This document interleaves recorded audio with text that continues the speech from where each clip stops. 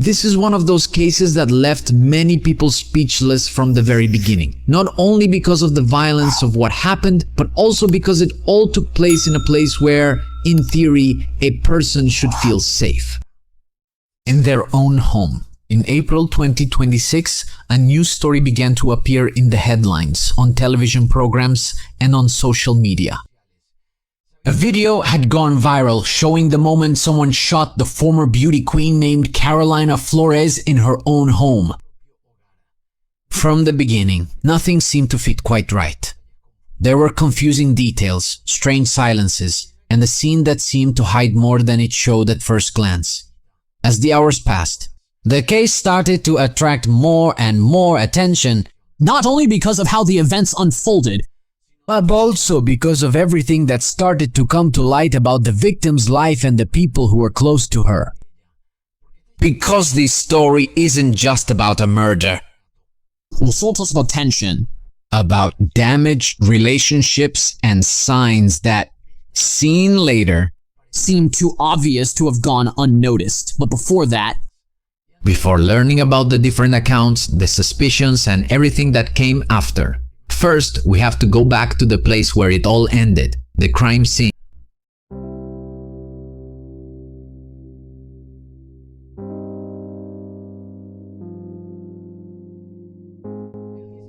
on April 16, 2026, the Mexico City Police received a report and went to Polanco, one of the most exclusive, safest, and most guarded neighborhoods in the entire country.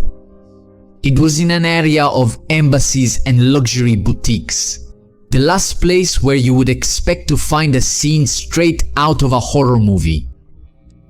But when the authorities arrived on the scene and entered the apartment, they found a tense atmosphere and a strong smell that made it clear a body had been there for several hours.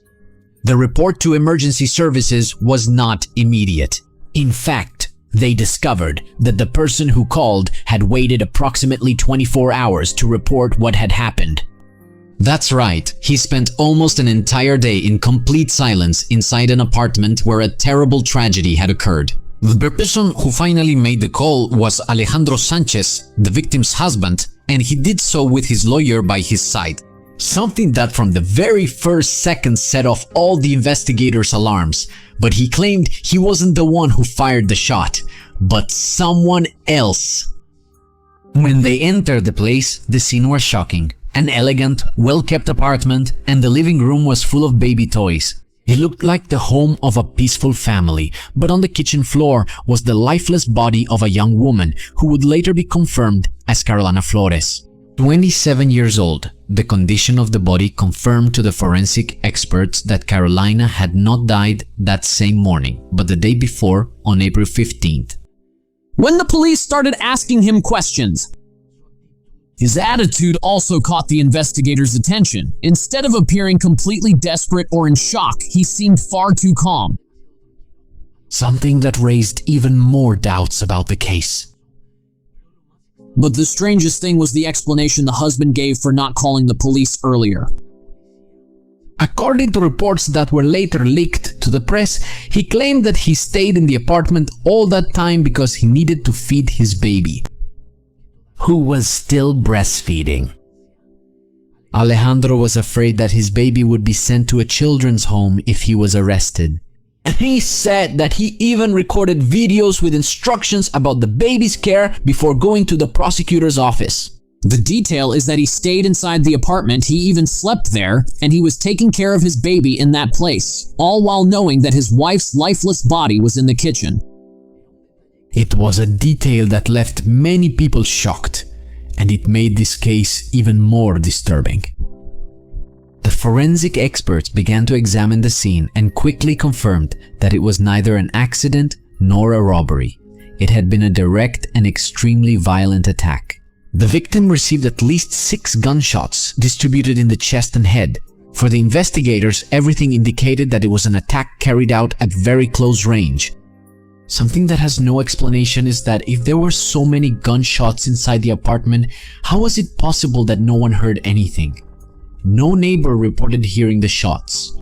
And what catches my attention is why the husband remained silent for almost 24 hours before notifying the police, because the explanation he gave is a bit strange. Before finding answers, the investigators needed to understand something important. Who was Carolina Flores, really? And what was the family environment surrounding her like? Her husband, Alejandro Sanchez, informed the officers that the person who fired the shots that ended his wife's life was Erika Guadalupe Herrera. We're talking about his own mother.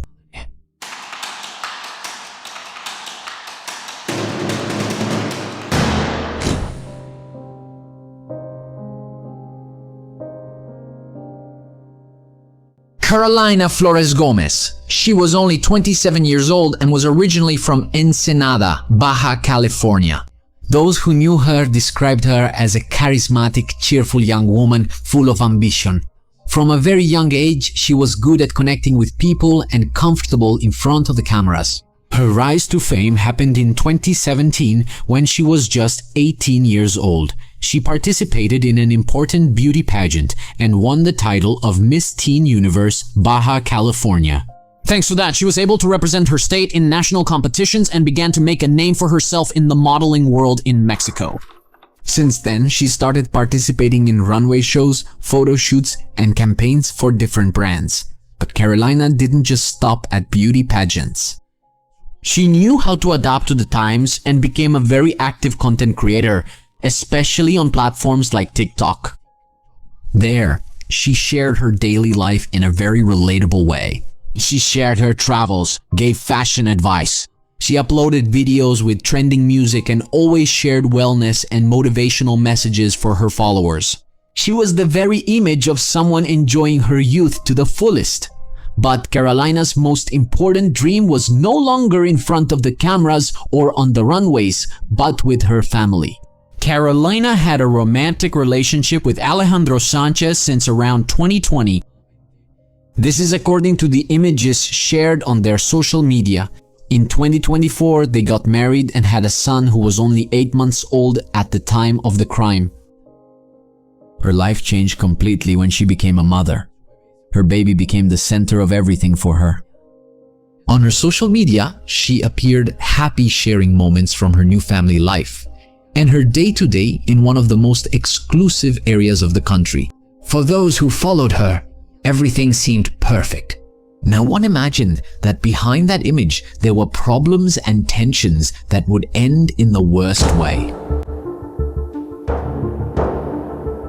With her body in the morgue and her husband giving confusing statements about why he waited 24 hours to ask for help, the police were under a lot of pressure. At first, the authorities classified the case as a homicide, but the violence of the attack and the reaction on social media led them to reclassify it as femicide. In the couple's apartment, as is common in many homes with babies, they had a video baby monitor. And when the investigators reviewed the recordings from April 15th, they found a video that completely changed the course of the case. What was seen in the footage was not a robbery or the entry of a stranger. It was something happening within the family itself. In the leaked footage, you can see the living room of the apartment. In the foreground, there's the baby's walker, and you can see Carolina in her living room, walking around normally and going about her day. Behind her, an older woman appears. She's not a stranger. We're talking about Erika Maria Guadalupe Herrera, who is Carolina's mother-in-law.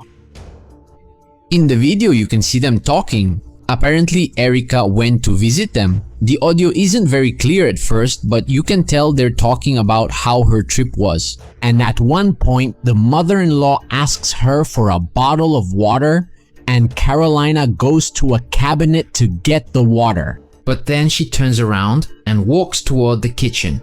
You can see the mother-in-law walking behind Carolina the whole time with her hands in her pants pockets, and she enters the kitchen. At that moment, the camera stops showing a normal routine and everything changes in seconds. Suddenly, a gunshot is heard. The sound of someone falling and a woman's scream. The scene becomes chaotic. Then about 5 more gunshots are heard. Seconds later, the husband appears with his baby in his arms and confronts his mother, asking, "What did you do, Mom?" And she replies that she made her angry. What was that? What did you do, crazy? Nothing. I didn't do anything crazy. What's wrong with you, crazy, with my family? That's right. You can't do that. My family is mine. Were you mine or someone else's? What's wrong with you, crazy? Your mother. What's wrong with you? You were mine. She was your mother. From that point on, the video ended up becoming one of the most important pieces of evidence to understand what happened inside the apartment and what the two suspects did. We're talking about mother and son.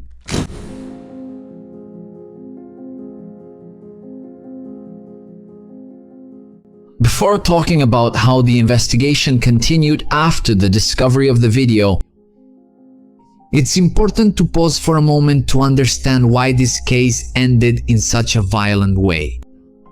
And for that, we need to look beyond the image of a perfect family. Carolina's murder doesn't seem to have been an isolated event, but rather the outcome of a situation that had been building up tension, conflicts, and a very complicated family dynamic. For a long time. To begin with, let's talk about Erica. Not talking about just any woman from Ensenada where the whole family was from. She was a woman who was used to having power and being in charge. In fact, she even got involved in local politics. Used to having things done her way, she raised her son Alejandro in an environment where she was the absolute matriarch. In clinical psychology, this type of dynamic is described as a controlling family dynamic. Very controlling family relationships where there can be overprotection or excessive emotional dependence on the children.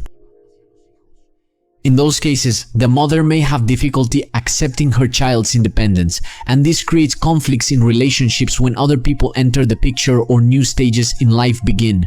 When Carolina came into Alejandro's life, the clash between the two women wasn't immediate, but over time the relationship started to become difficult. Her close friends said that at first everything seemed normal. Carolina even told them that she got along well with her mother-in-law, but as time went by, the situation started to change. In many family conflicts involving controlling behavior, it's common for everything to seem stable at first until significant changes occur in the couple's life, such as pregnancy or living together. And according to statements from people close to the family, the problems intensified when Carolina and Alejandro made their announcement. From that moment on, the relationship between Carolina and her mother-in-law started to get worse and worse. According to these accounts, the relationship became filled with arguments, as well as uncomfortable comments and increasingly hostile attitudes.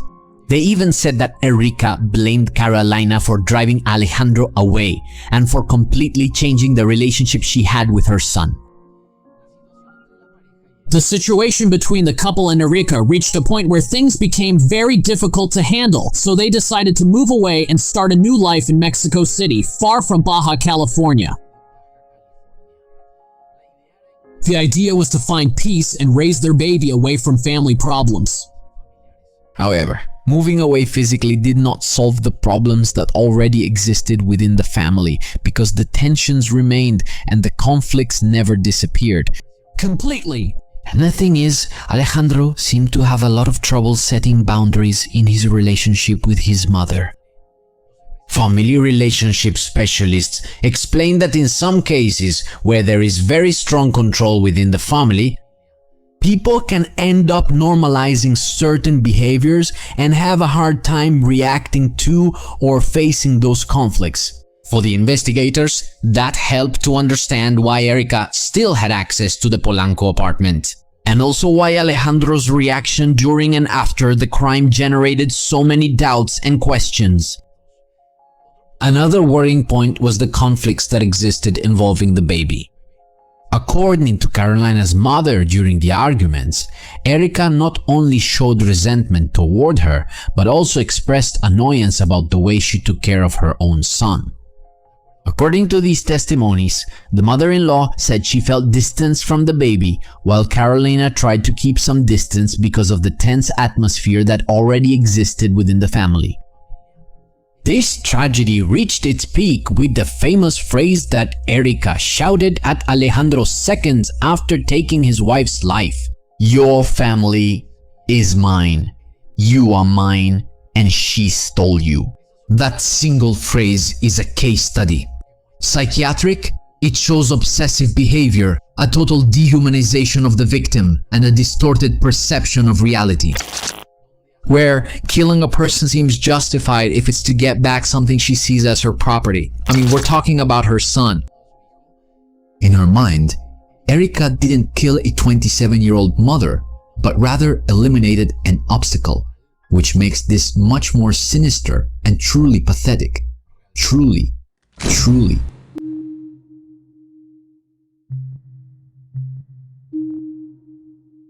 Once the authorities and the prosecutor's office reviewed the security footage, the investigation focused on two people, although legally only one was identified as the shooter. The investigators and much of the public began to question the role of both individuals in what happened, including the son, the victim's husband. The number one suspect, of course, was the actual perpetrator, Erica Maria Guadalupe Herrera, who in a very short time went from being a well-known woman in her social and political circles in Ensenada to becoming one of the people most wanted by the Mexican authorities. What outraged society the most was not just the crime itself, but the calm with which this woman allegedly acted afterward, as if everything had been planned in advance. According to her son's statements, minutes after what happened, his mother took her suitcases, ordered a taxi through an app, and left. This is where the 24-hour head start she had was crucial to her plan. While the Mexico City police didn't even suspect that there was a lifeless body inside the apartment, and she was already using her contacts, packing her bags, and crossing international borders. While the police search for the perpetrator of the crime was beginning, the attention turned to the other person involved in the case. We're talking about Alejandro Carolina's husband. For many people who followed the investigation, his behavior during and after the incident put him in a very questionable position, even though he wasn't the one who pulled the trigger. This man's behavior became the center of public debate, and you just have to imagine the situation. To see his mother shoot his wife just a few meters away. In a situation like that, what you would expect is for him to try to get help immediately, to call emergency services, or do anything to intervene, even shout. But according to what was reported, Alejandro didn't do any of that. And that's what generated so much criticism and so many questions. He let his mother walk out the apartment door with total impunity. And after that, he locked himself in, spending a full 24 hours alone with Carolina's body and his 8-month-old baby. And his explanation for why he didn't report what happened at the time, that he hadn't called earlier because he needed to take care of and feed his baby, wasn't a convincing explanation. He also mentioned that during that time his wife was lifeless in the kitchen. He took the opportunity to consult his lawyer about his legal situation before going to the prosecutor's office the next day. His actions seemed more focused on seeking legal help than on communicating with the authorities, and that generated even more doubts and controversy about his role in what had happened.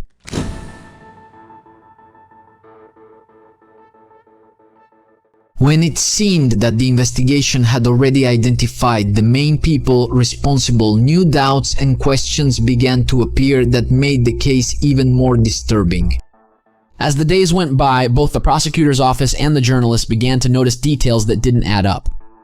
That led to different theories and interpretations emerging about what really happened and what could have triggered such a violent tragedy. The first hypothesis, and the one that had the most weight at the beginning of the investigation, was that it was a crime motivated by Erica's obsession. According to this theory, the mother-in-law would have acted alone, driven by resentment and by the idea that Carolina had completely changed the relationship she had with her son. She thought that she had quote-unquote stolen his love and attention, and the only way to regain that control was by eliminating her. For those who support this version, the crime would have been the extreme result of a family relationship marked by tensions, control, and conflicts that had been growing for some time.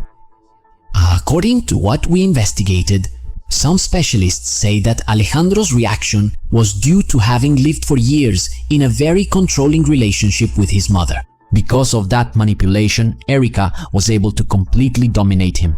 And that's why, at the moment of the crime, he reacted. He acted in a completely passive way, not knowing how to face the situation. A second hypothesis also emerged, which began to be widely discussed on social media and among people who were closely following the case. The possibility that there was some level of complicity or cover-up after the crime. Those who support this theory do not believe that Alejandro was simply paralyzed by shock, especially because of the decisions and behavior he displayed in the hours following the incident. For those who believe in this theory, the 24-hour silence would not have been a reaction caused by trauma, but rather a decision made consciously. According to that interpretation, that time would have been used to move things inside the apartment, contact lawyers, and give Erica, his mother, enough of a head start to leave the country before the official search for her began. While public opinion debated between those two theories, the victim's family released another version that made the case even more controversial. According to them, there were important details that were not being taken into account, and that could completely change the way everything that had happened was understood. Some of Carolina's relatives said that the case might have more to it than what was being discussed on social media. For them, the conflict would not be related only to family problems or jealousy, but also to possible financial interests that were not investigated thoroughly enough at the beginning. They said that the young model had recently received a sum of at least $2 million. That money was a legal compensation after the tragic death of her father, named Jorge Flores, who passed away after an incident with security personnel at the 7 Mile Casino in Chula Vista, San Diego, California. The incident occurred in 2022 after an altercation was reported inside the establishment, which led the guards to intervene to remove him from the premises. During the struggle, her father lost consciousness. Although emergency services were called, he was declared dead. Under this theory, it is believed that Alejandro and his mother had planned everything from the beginning. After the death of Carolina, the legal reasoning is that all her fortune, the $2 million, would go directly to her rightful heir, that is, her baby who was only 8 months old. And guess who would be the legal guardian and absolute administrator of that money until the child reached adulthood? Exactly, Alejandro, the husband who did nothing to defend her and who spent 24 hours covering up the crime. This theory could also be possible because the mother-in-law was aware of Carolina's financial situation. They even claimed that she was present the day the young woman carried out procedures related to those assets or legal documents. If this hypothesis were to be proven, it would mean that they used the excuse of the crazy, jealous mother-in-law as the perfect legal shield. The idea would be that, in the worst-case scenario, only she would go to jail on the claim that it was a fit of jealous rage, leaving Alejandro completely free of suspicion, presenting himself to the world as a shocked widower and with the $2 million under his total control.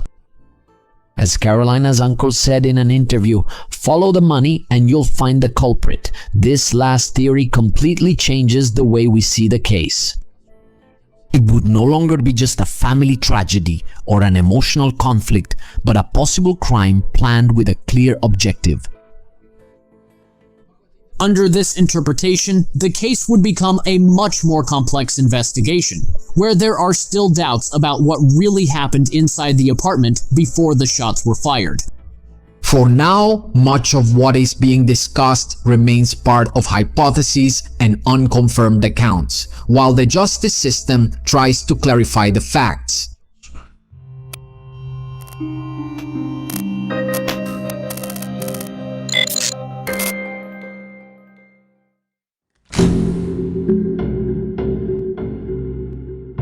The search for Erica was carried out internationally. A red notice was issued by Interpol to try to discover her whereabouts. The investigations revealed that she managed to leave Mexico on a flight to Panama and eventually sought refuge and hid in Venezuela. 14 days after the crime, she was finally located and arrested in Caracas, Venezuela. From there, the Mexican authorities began the process to request her extradition in order to bring her back to Mexico and place her in their custody. According to the Mexico City Prosecutor's Office, legally speaking, the situation is very serious for the mother-in-law.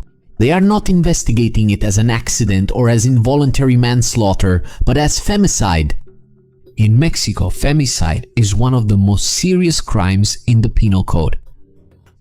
If it is confirmed that there was intent, extreme violence such as multiple gunshots, including to the head, and also a history of abuse, harassment, or previous violence against the victim, the penalty can be very severe. In those cases, the sentence can reach 40 or 60 years in prison, which in practice would mean spending almost an entire lifetime in jail, especially considering the lady's age. But the case of the mother-in-law is not the only thing in the investigation. The other important part is what could happen with Alejandro, the husband. Although he didn't fire the weapon, his behavior after the events and the fact that he remained silent for a whole day caught the attention of the authorities. That's why a line of investigation was opened to analyze exactly what role he played. At this point, the prosecutor's office is still reviewing his possible responsibility, while society closely follows the case and awaits clear answers about his level of involvement or knowledge of what happened. As of now, Alejandro is not formally detained or under pretrial detention, since he was the one who formally, though belatedly, went to the public prosecutor's office to identify his mother as the aggressor. There are reports mentioning that the prosecutor's office is considering charging him with concealment, aiding, and abetting, and also obstruction of justice. But they could also charge him with other offenses, such as failure to render aid for not seeking medical help for his wife when she was shot, and possibly joint participation or acting as the mastermind. This will indeed be proven as a result of the investigation into Carolina's financial compensation, that he and his mother planned the murder together before the attack. Currently, the supplementary investigations are ongoing while Erica faces the initial hearings of her case so that a judge can determine whether she will face formal charges and court-ordered pretrial detention. The lawyers for both sides are preparing their strategies. The legal team representing Carolina's family is working hand in hand with the authorities to provide all possible evidence, including testimonies about previous fights, threats from the mother-in-law, and the young model's financial situation. The case of Carolina Flores is still not closed legally, and the trial could become one of the most closely followed in Mexico, given what it means for the young woman's family and her baby's future. The process is very important. Public attention is high, and there's a lot of anticipation about how it will be resolved. Everything is in the courts, and before we wrap up, for Carolina's family, we just hope they can find strength in the midst of this very difficult time and that the process reaches a clear resolution. We also hope that her name is not remembered just as a viral case, but as part of a search for truth and justice. That's all for today's case. I look forward to your comments below, and I'll see you in the next story. Yeah.